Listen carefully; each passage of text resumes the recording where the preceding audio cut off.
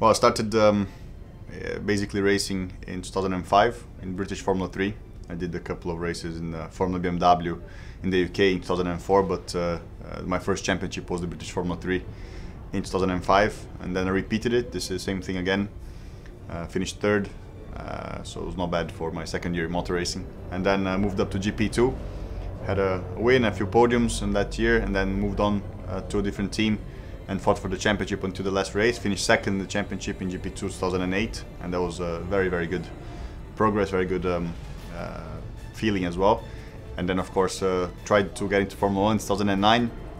Didn't quite make it with all the teams shuffling around, and did half a year of the Le Mans series with Team Orica, which was quite good, really good experience. You know, the LMP1 car was a very big learning school for me. You know, very different from everything I've done before. And then 2010, go back into Formula 1 with HRT, which was one of the new teams, and that was a bit of a difficult year. You know, the team had big financial difficulties. 2011, I got into the championship with a Lotus Renault GP with 8 races to go, so less than half of the championship, and scored a few points, and I got a few times in top 10, which was good. And then last year, 2012, I raced for Williams in Formula 1, and that was a very, very good learning experience for me. Really tough championship, super close, and really enjoyed myself. Well, first of all, it's a whole new experience for me. The first time I raced in the States was last year in Austin, so it's a whole new world of racing, you know, coming to the States and racing with these guys. And this is going to be my first race of the year for them, so big challenge already. The circuit is amazing. It's completely different from anything I've experienced before. You know, it's a much more aggressive experience than most of the circuits we are used to running in Europe. And you know, it's an amazing race. It's like it's one of those races that you use to prepare for one of the biggest races of them all, which is the 24 Hours of Le Mans. And it's I think it's going to be a very nice addition to my calendar and to my records on my racing career. Well, for me, you know, racing in America is very different from racing in Europe. I think, to be honest with you, Americans get it. You know, you race for pleasure, you race because you love it. And I think in Europe everything is becoming very, very restricted, very difficult to be free. And here, everybody's in the paddock, everybody's having a good time, people talk to each other. And I think that's the spirit that we need to revive in Europe a little bit more. So it's, I think, you know, the bigger the championships in America, the better, because they get stronger and more people come to see what it's all about. And we get to maybe hopefully take something back to Europe.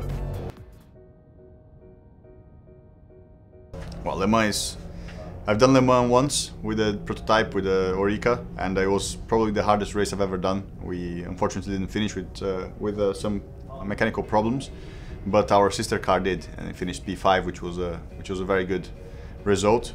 The team was really happy, and only doing Le Mans you understand exactly what it's all about.